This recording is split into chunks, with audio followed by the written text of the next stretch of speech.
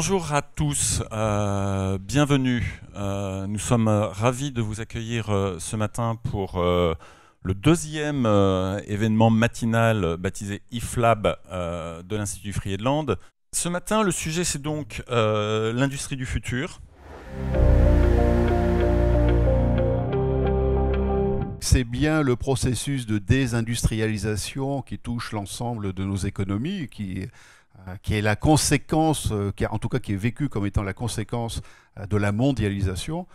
C'est bien ce processus qui est aujourd'hui est à l'origine de ces tremblements de terre que nous connaissons. Le monde qui se dessine aujourd'hui avec l'industrie du futur est un monde assez extraordinaire. Se projeter dans le futur avec des perspectives enthousiasmantes comme celle de la numérisation de l'industrie, c'est très mobilisateur. Et tous les pays industriels, alors bien les Allemands, les Coréens, les Japonais, les Français, les Anglais, les Américains, tout le monde, tous les États s'organisent aujourd'hui pour faire face à ce qui est, donc pour faire simple, la numérisation de l'industrie.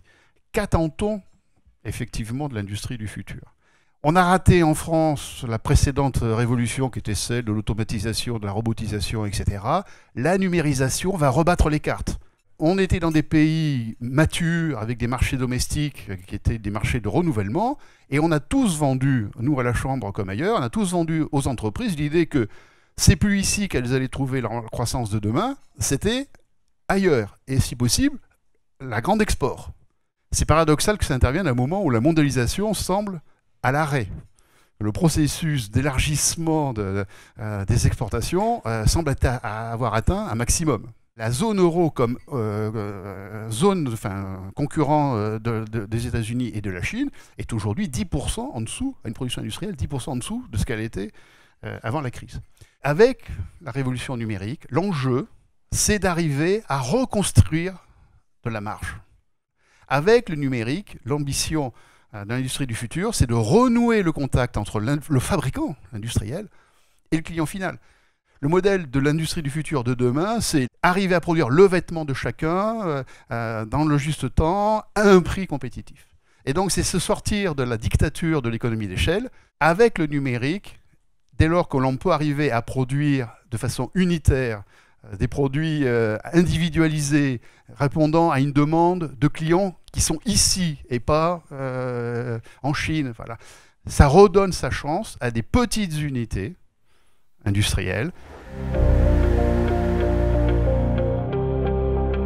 L'industrie du futur, c'est né en Allemagne, cette affaire-là, en 2011, lorsqu'à l'issue d'un travail de réflexion sur l'intelligence artificielle, un certain nombre de parties prenantes allemands, des représentants de syndicats industriels, des représentants politiques aussi, se sont dit, mais en fait, le premier ennemi ou la première menace de notre secteur de la machine-outil auquel nous tenons très fort n'est pas l'émergence de constructeurs chinois à bas coût comme nous le pensions, mais c'est Google.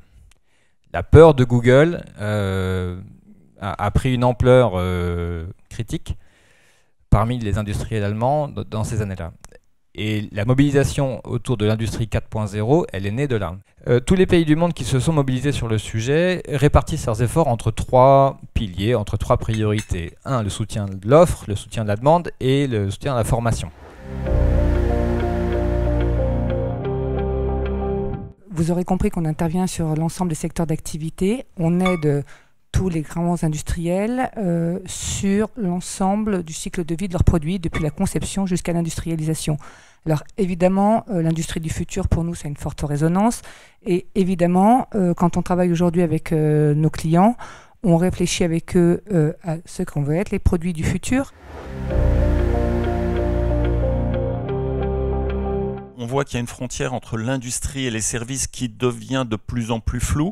D'ailleurs, on appelle ça l'industrie du futur. Est-ce que c'est l'industrie du futur ou est-ce que c'est la façon de faire de l'entreprise dans le futur? Justement, aujourd'hui, je pense que l'industrie du futur, elle est en train de devenir plus abordable. L'industrie du futur ou la numérisation, ça ne doit pas conduire à une sorte d'ubérisation qui consiste à prendre, en rassemblant un certain nombre de données sur le dos des autres, à transférer le modèle économique et la marge vers une plateforme numérique et tordre le cou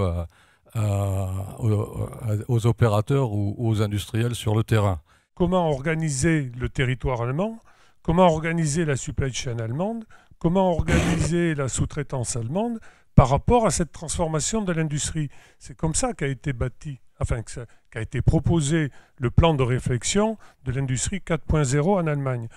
Il faut entraîner tout le monde dans justement la recherche de cette performance du territoire économique français, de transformer toute la supply chain française de façon à ce qu'elle s'accroche à cette transformation de l'industrie. Pour moi, ce qui conditionne la réussite de l'industrie, quel que soit le nombre de 2.0 qu'on lui met, c'est le fait que tout le monde s'inscrive dedans. C'est une évolution des consciences au sein des entreprises. Donc c'est des modes d'organisation qui permettent de se parler sans rivalité entre services. C'est des organisations de chaînes de valeur qui ressemblent plus à des réseaux qu'à des chaînes. Et il faut absolument convaincre les chefs d'entreprise de faire évoluer complètement leur modèle d'organisation, leur rapport aux salariés, leur rapport à leurs clients. Moi, j'aimerais bien savoir quelles sont les solutions proposées pour que justement on favorise cette industrie du futur. Le débat montre qu'en fait, au niveau industrie du futur, on est passé d'une logique de l'offre à une logique de la demande. Et aujourd'hui, on pense local, mais on ne pense pas plutôt transversal.